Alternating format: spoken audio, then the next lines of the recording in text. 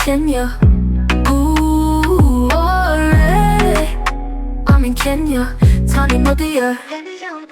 Kenya. Picture this, a bustling technology hub in Kenya that's practically begging expats to come and dive headfirst into a pool of innovative job opportunities.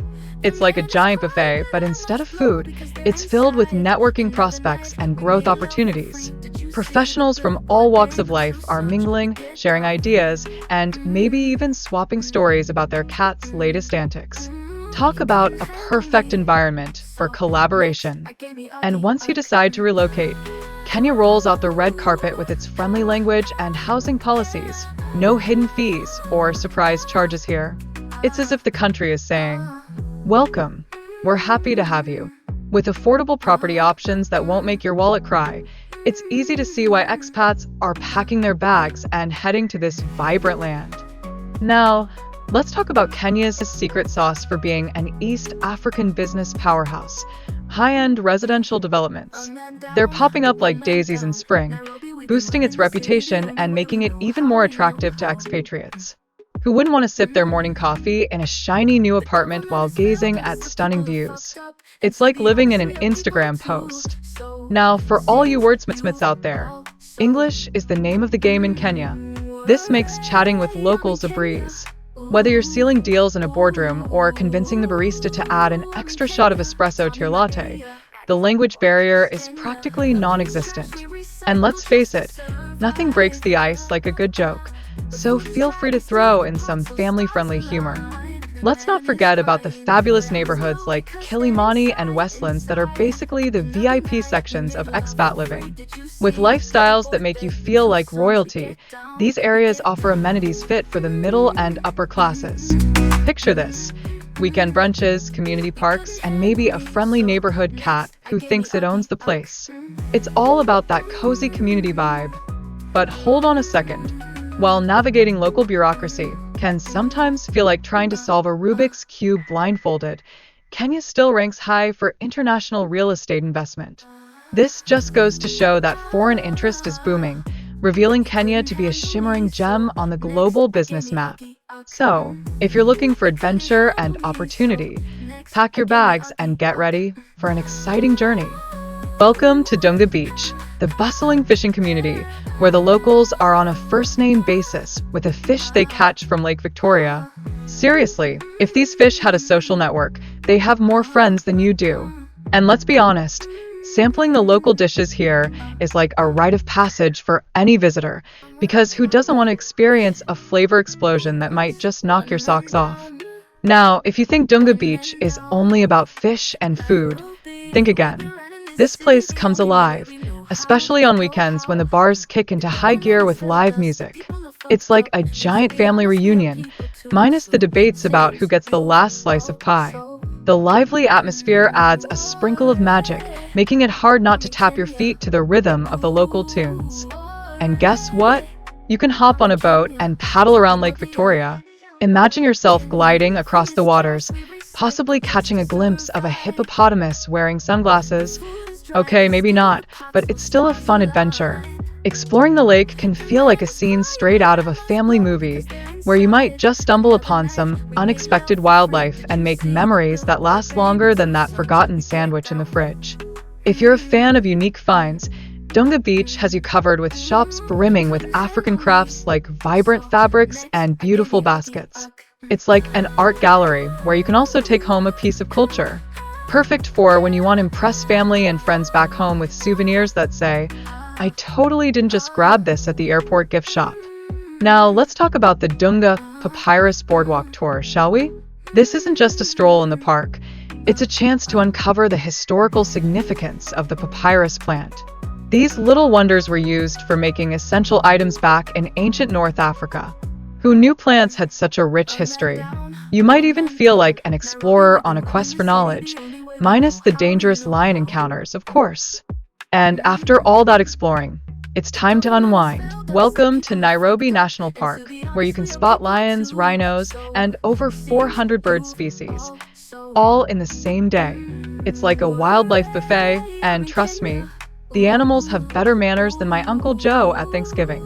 Whether you choose a thrilling game drive or a walking safari where the only thing you have to fear is your own shadow, there's plenty of fun to be had here.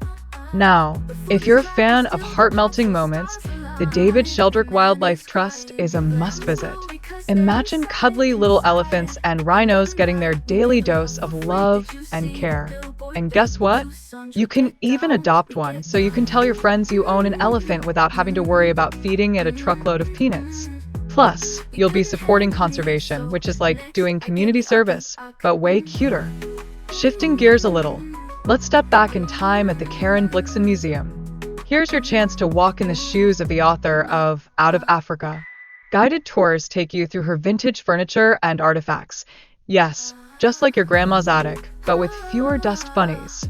So, get ready to feel a bit classy as you soak in some colonial history. Just remember to avoid asking for tea, or that might lead to awkwardness. Next up, the Nairobi National Museum awaits. It's packed with Kenya's history and culture. Think of it as a time capsule that doesn't require a time machine. You'll find prehistoric fossils and tribal artifacts, making it a brainy pit stop for those interested in the country's rich heritage. Who knew learning could be so exciting? Just don't get too attached to the fossils. They're really hard to take home as souvenirs. Now, let's dive into the Maasai Market, where vibrant colors and unique handcrafted souvenirs await. It's like entering a treasure chest of goodies. And guess what? Bargaining is not just accepted. It's practically a sport here. So, channel your inner haggler and let the kids join in for some family fun. Just remember, if someone walks away with a new necklace, you might need to shield your wallet. Finally, if you're looking for a peaceful escape from the hustle and bustle of city life, and trust me, we all need that, Nome Hills is the place to be. With its scenic views and plenty of outdoor activities, it's perfect for nature lovers wanting to hike, relax, and maybe even work off that last slice of cake from the market. Just pack your sense of adventure and a snack or two, because nothing says fun like a picnic with a view. Now, let's talk about the city's infrastructure. Folks, you know, it's so good that if it were a sandwich, it would be a triple-decker with extra bacon. Good infrastructure like roads, parks, and all the fancy stuff we love makes life much more enjoyable for folks living here. It's like the city said, "Hey, I want you to have a good time." But wait, there's more. The cultural offerings are just as impressive as that last piece of cake that mysteriously disappeared from the kitchen. Museums, events, and a vibrant art scene are like the cherry on top of a sundae, drawing people in like moths to a flame, and no one's getting burned here. It's just a delightful way for the city to show off its personality. And let's not forget about the economic opportunities. It's like a buffet where everyone gets to fill their plates. A booming job market is what attracts people looking for stability and career advancements. It's as if the city is rolling out the red carpet saying, "Come on in, we've got jobs, fun, and maybe even free snacks." You know, the consistent buzz about how great the city is makes you feel like you're part of a really enthusiastic fan club, one where everyone agrees their city is the best.